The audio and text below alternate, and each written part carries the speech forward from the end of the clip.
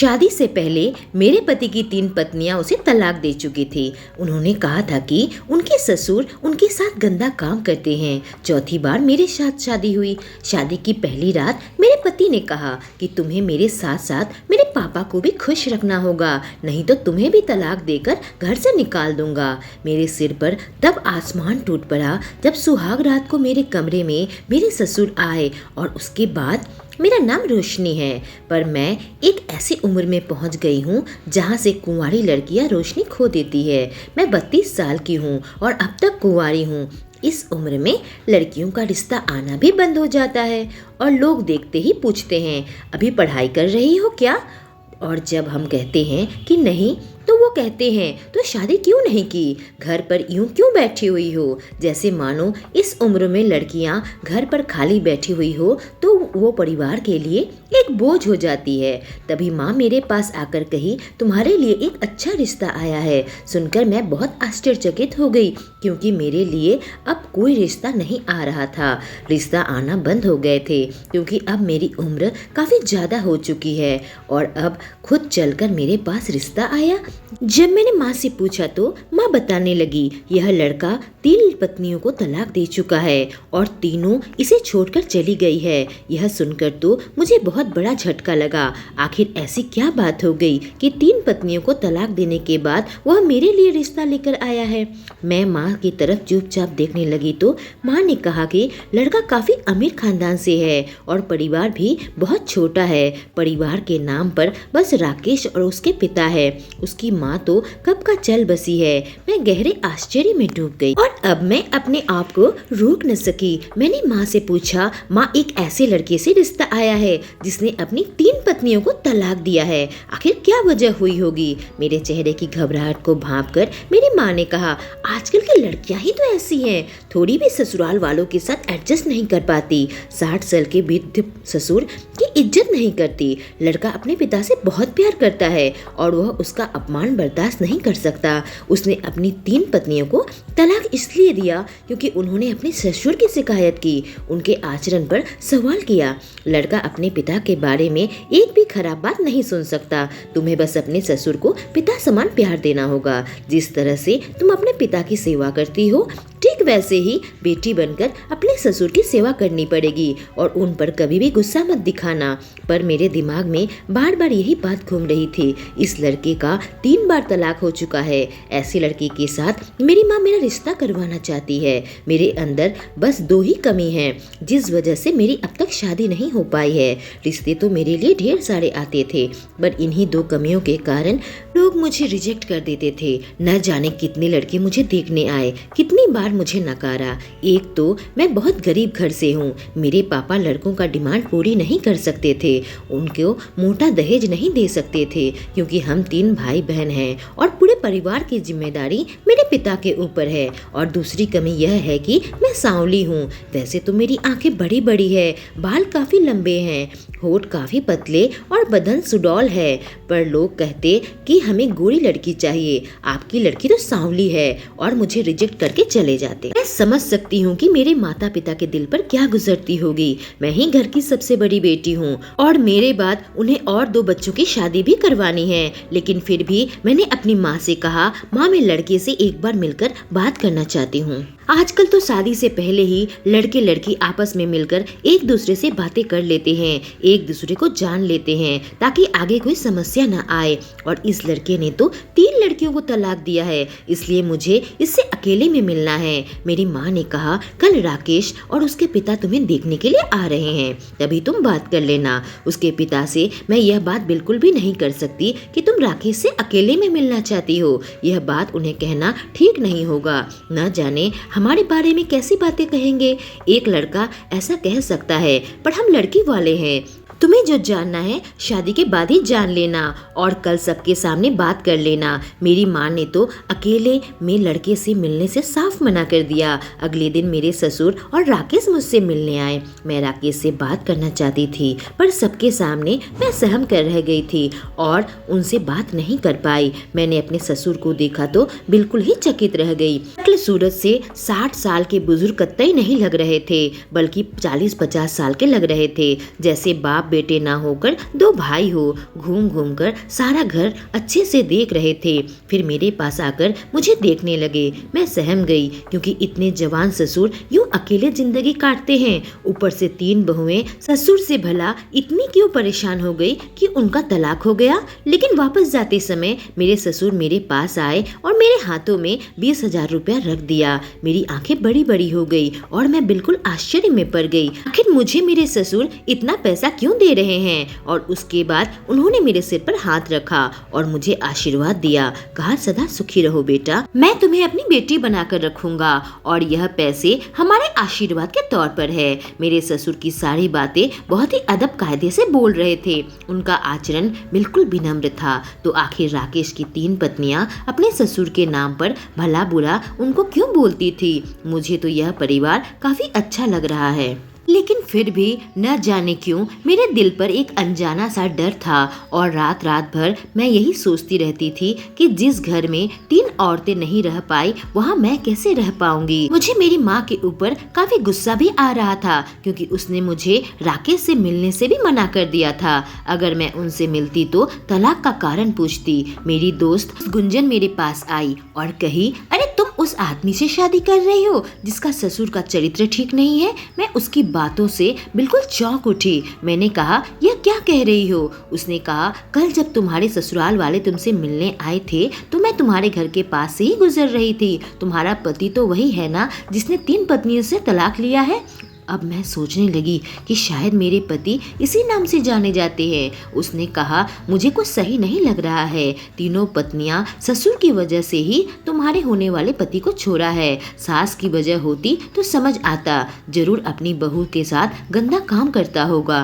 गुंजन की बात सुनकर तो मैं और ज्यादा घबराने लगी। गुंजन ने कहा, तुम अभी राकेश से मिलो और उससे पूछो कि आखिर उनका तलाक क्यों हुआ। मैंने कहा, मेरी माँ ने यह रास्ता बंद कर दिया है। मेरे ससुर के सामने उन्होंने यह बात नहीं कही, क्योंकि मेरे ससुर मुझे पसंद कर लिया है और वह मुझे राकेश से अकेले में मिलने की इजाजत नहीं देंगे।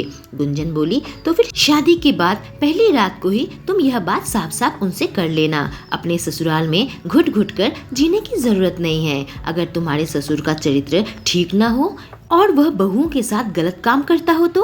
मैंने कहा, क्या तुम इसमें मेरी मदद कर सकती हो। वह बोली, मैं तुम्हारे ससुर के बारे में पता लगाती हूँ और फिर तुम्हें कॉल करके सारी बातें बताऊंगी। मेरी शादी की सारी तैयारी हो चुकी थी। मुझे लगा था कि बहुत छोटी सी शादी होगी और माँ बहुत ही नजदीकी रिश्तेदारों को बुलाएंगी, पर शादी में तो इसी बात के चर्चे थे, रोशनी के पति इससे पहले 3 औरतों को तलाक दे चुका है। मैं बहुत ही अचरज में थी। आखिर यह बात लोगों के डिस्कशन का केंद्र बन गया।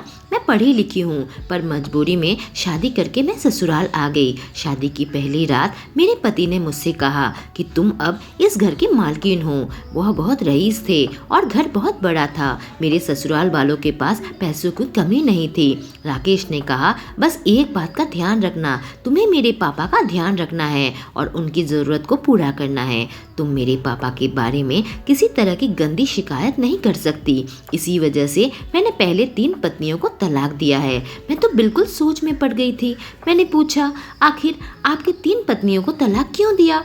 अगर आप यह वजह बताएं तो मैं उससे नहीं दोहराऊंगी। मेरी माँ ने तो साफ साफ कह दिया था कि बेटा, कोई भी छोटी मोटी बात पर झगड़ा करके मायके वापस मत आना। अगर कुछ ऐसी वैसी बात से तुम यहाँ पर आओगी तो हमारे दरवाजे तुम्हारे लिए हमेशा के लिए बंद हो जाएंगे। माँ की बात सुनकर तो मैं और डर गई थी और यही सोच में थी कि ससुराल में मेरे साथ कुछ गलत ना हो। गुंजन ने तो मुझे और डरा दिया था, इसलिए मैं जानना चाहती थी कि आखिर उन पत्नियों का क्या गलती है। मेरे पति कहने लगे, वह तीनों अच्छी औरतें नहीं थी और मेरे पापा की इज्जत नहीं करती थी, बल्कि उनकी गंदी शिकायतें लेकर आती थी। मैं पूछी कि मुझे भी तो बताइए क्या शिकायत। तो वो बोले, मैं तुम्हें 3 दिन तक देखूंगा, तुम्हारे आचार विचार तौर तरीके देखूंगा। मेरे पहले की 3 पत्नियां तुमसे काफी ज्यादा खूबसूरत और हसीन थी, पर उन्होंने मेरे पापा के खिलाफ शिकायत की, जिस वजह से मुझे उन्हें तलाक देना पड़ा। मेरे पति ने उन्होंने मुझे एक हीरे की अंगूठी दी।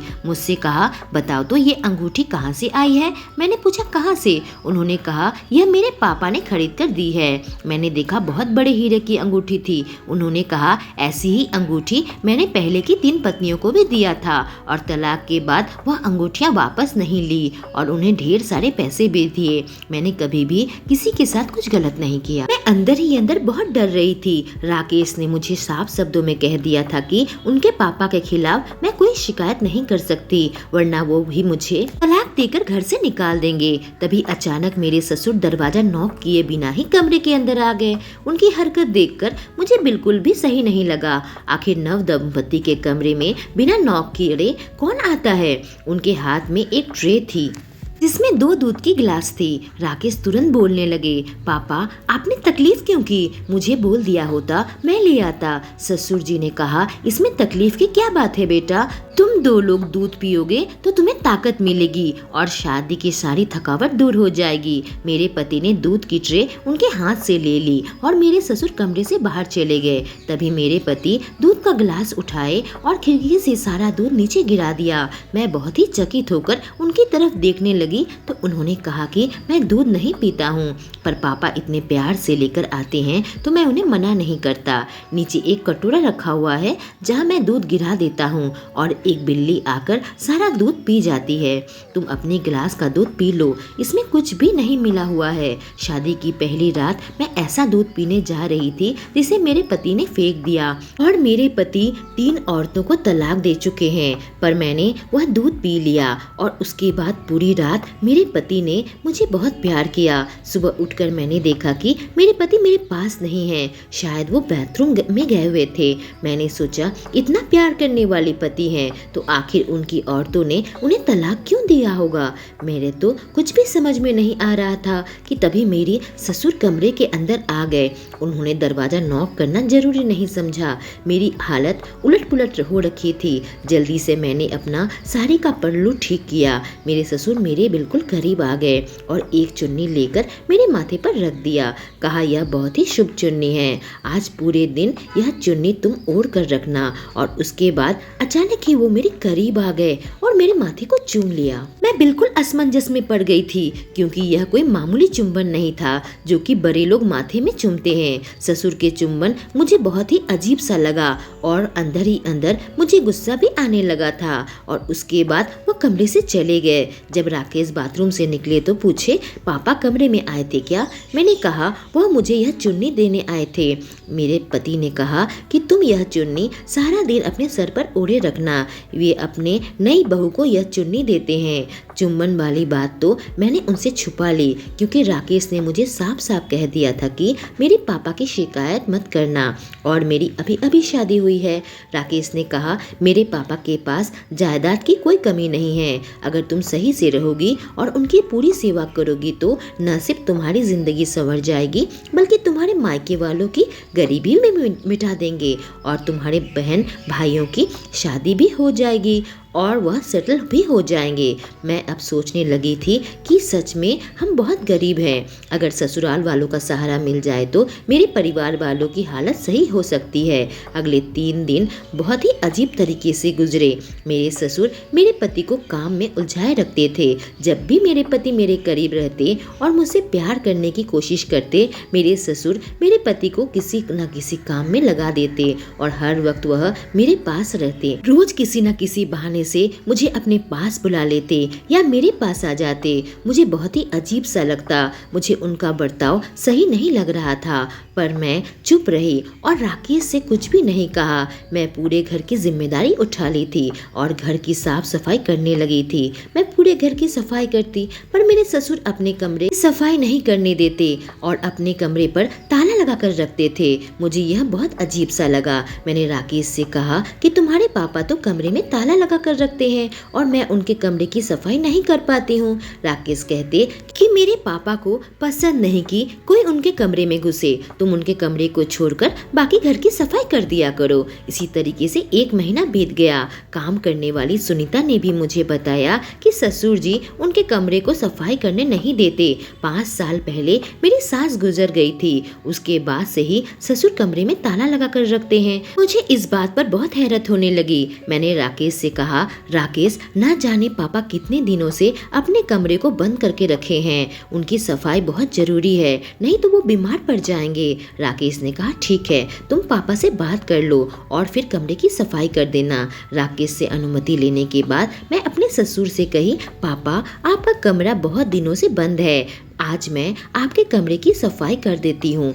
उन्होंने मुझे साफ मना कर दिया। कहा, तुम बाकी की घर की सफाई कर लो, अपने कमरे की सफाई मैं खुद करता हूँ। एक दिन ससुर जी अपने कमरे पर बैठे हुए थे और दरवाजा खुला था। मैंने सोचा आज जाकर कमरे की सफाई कर दूँ। जब मैं कमरे के अंदर गई तो वह दरवाजे की तरफ पीठ करके बैठे थे और कमरे की हालत देखकर मेरी आंखें फटी की फटी रह गई। कमरे के चारों तरफ औरतों का कपड़ा बिखरा हुआ था।